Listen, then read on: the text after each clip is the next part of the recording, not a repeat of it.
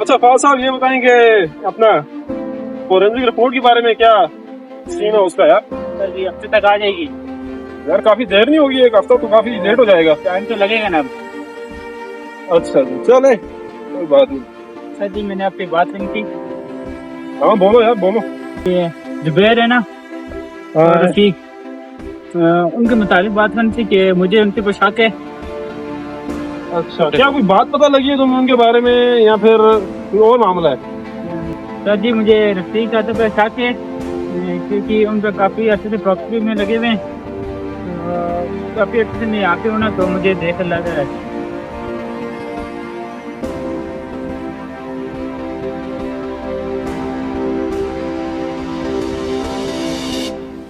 चलो यार देख लेंगे इसको।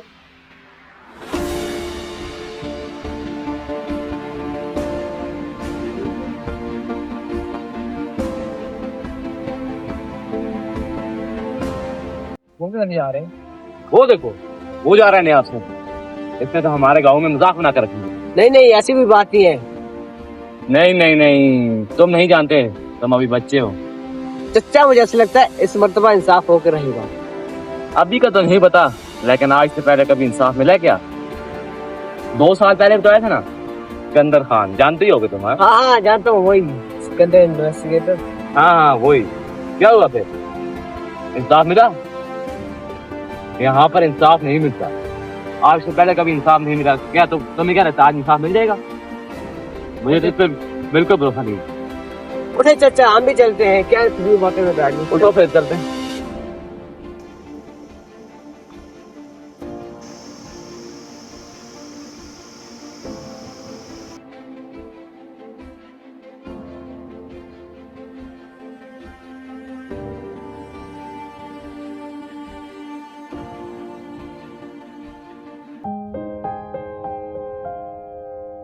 सरदार, मेरी आपसे एक दरख्वास्त है। मेरी एक छोटी बेटी है, उसने अपनी तालीम गाँव के स्कूल से हासिल कर ली है। अब वो आला तालीम हासिल करने के लिए शहर जाना चाहती है सरकार, और मैं आपसे उसकी इजाजत तलब करने के लिए आया हूँ।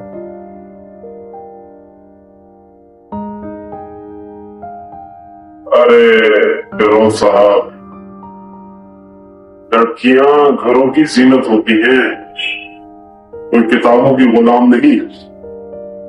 आपने जितना उसके लिए कर दिया वो काफी है। मिडिल तक, प्राइमरी तक पढ़ लिया, अब घर का चूल्हा चौका संभालेगी।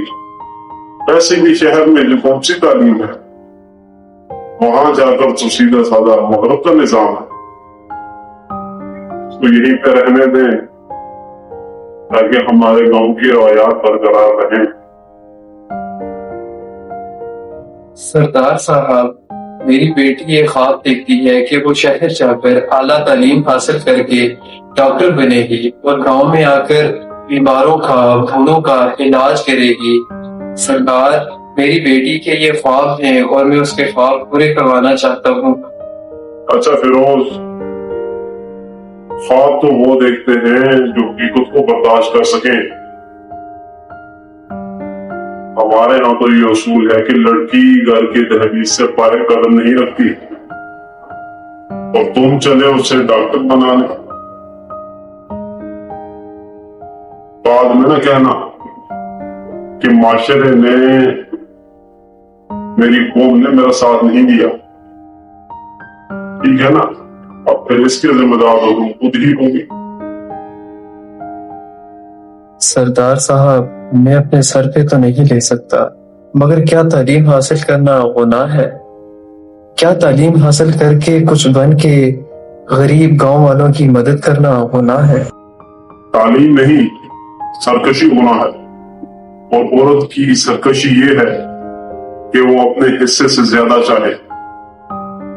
और बाकी जहां तक ताल्लुक रहा ख्वाब का, तो उसे दफन कर दे, जैसे हम तो अपनी कई ख्वाहिशात को दफन करते हैं, ख्वाबों को भी दफन कर दे। इसमें कौन सी बड़ी बात? सरदार साहब, आपका हुक्म सर आंखों पर। मैं अपनी बेटी को समझा दूंगा। अच्छा जाओ, तो वो करना मेरी बात है।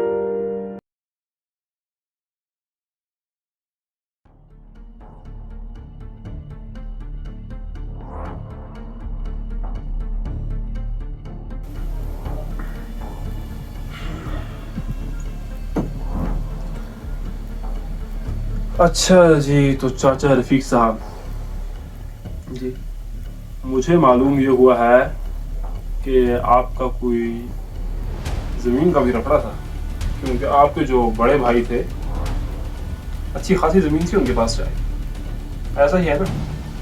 जी बिल्कुल ऐसे ही, लेकिन जमीन को लेके हमारा किसी किस्म का कोई लड़ाई झगड़ा बिल्कुल भी नहीं था। देखें, एक रिटायर्ड नादरा के ऑफिसर, अच्छी खासी उनकी सैलरी भी थी और फिर पेंशन भी आए होंगे, जी जी तो फिर वो किस तरह मारे गए? उनका कार एक्सीडेंट हुआ था। Car accident. तो और उनकी बेटी भी इकलौती थी, तो शायद ऐसा भी हुआ होगा कि आपने ये सारी जायदाद के चक्कर में उनकी बेटी को या अपनी भतीजी को मरवा दिया। हो सकता है ऐसा? ऐसा बिल्कुल भी नहीं है, क्योंकि हमारे पास अपनी ज़मीन और जायदाद बहुत ज़्यादा है, तो ज़मीन के लिए तो हम उसका कत्ल बिल्कुल भी नहीं कर सकते थे। जैसा कि मैंने उसे अपनी बच्चों की तरह पाला था, तो इस तरह का कोई सवाल ही नहीं उठता इसमें कि ज़मीन या जायदाद के लिए हम उसका कत्ल कर दें। अच्छा, जमीन या जायदाद।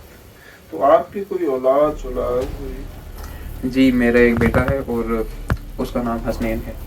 हसनैन।